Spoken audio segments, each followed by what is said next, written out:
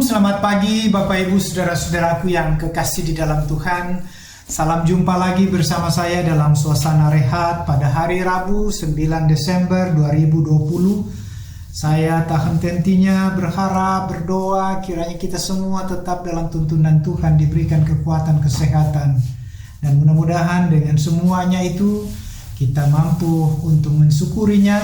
Dan karena itu pagi ini saya mengajak kita semua, mari saudara-saudara, kita memuji Tuhan, meluangkan waktu, mengambil waktu sejenak dalam suasana rehat.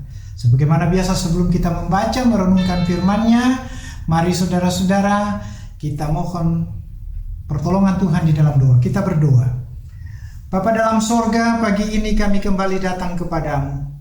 Kami mengucap syukur karena Engkau sungguh baik bagi kami, yang selalu menjaga kami dari hari lepas hari, sebagaimana yang boleh kami nikmati pada hari ini.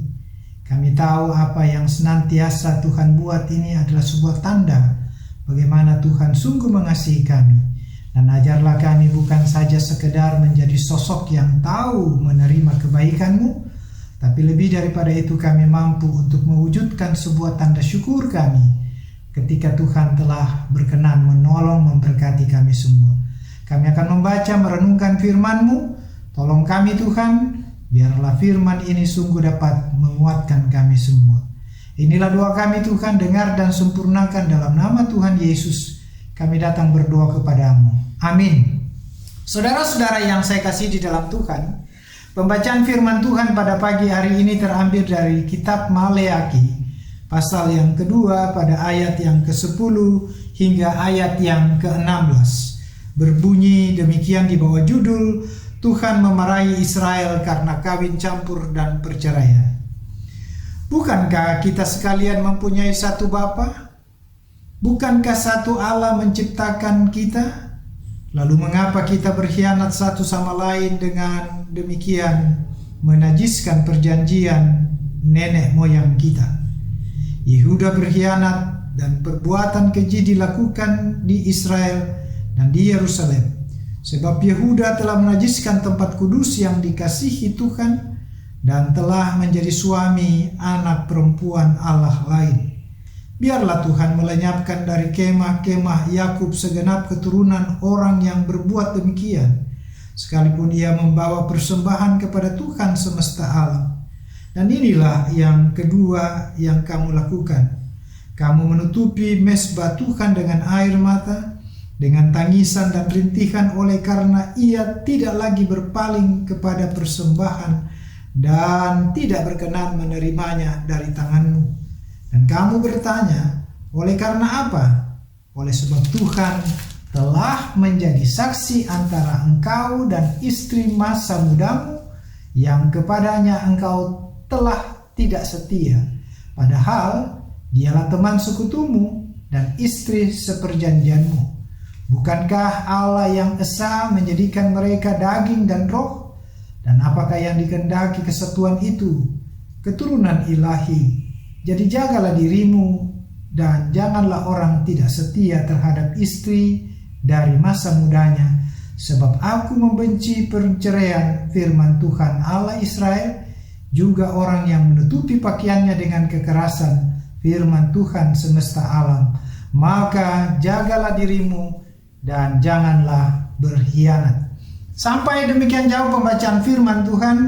Yang berbahagia adalah kita semua yang mau membaca serta merenungkan firman-Nya hari lepas hari. Terpujilah Kristus, haleluya, amin. Saudara-saudara, tema yang diberikan kepada kita adalah Tuhan menghendaki kesetiaan. Tuhan menghendaki kesetiaan. Ibu bapak, saudara-saudaraku sidang jemaat yang saya kasih di dalam Tuhan, dalam kehidupan kita sehari-hari saudara-saudara, kita sekarang ini diperhadapkan dengan sebuah kenyataan bahwa terkadang banyak kali kita menemui sosok manusia yang mulai kehilangan arti ketaatan dan kesetiaannya, bukan hanya kepada Tuhan, tetapi juga kepada siapapun orang di sekitarnya.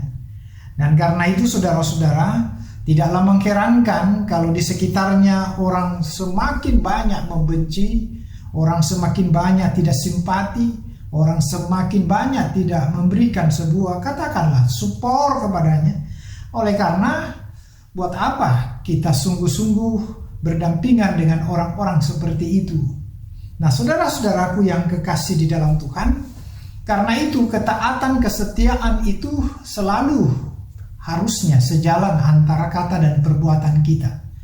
Jikalau saudara dan saya sungguh-sungguh mengatakan kita setia dan taat, maka itu harus diwujud nyatakan di dalam sebuah tindakan nyata. Nah, bagian firman Tuhan pada pagi ini, saudara-saudara, bukan berbicara tentang hal-hal yang begitu banyak, luas. Tapi ini berbicara tentang soal perkawinan antara seorang lelaki dan seorang perempuan.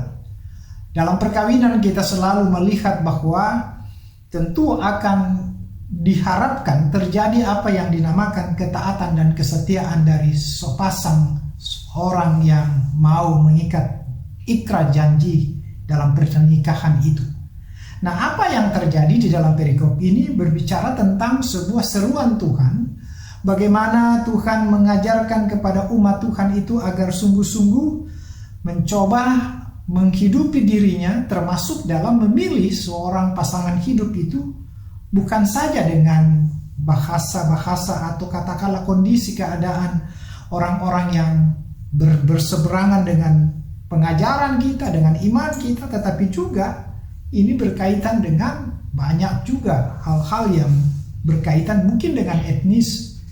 Pertanyaannya, kenapa dalam bagian ini seakan-akan Tuhan melarang supaya umat Tuhan itu jangan sampai menikah, mengikat sebuah ikatan kasih itu dengan seorang yang dinamakan orang yang tidak seiman?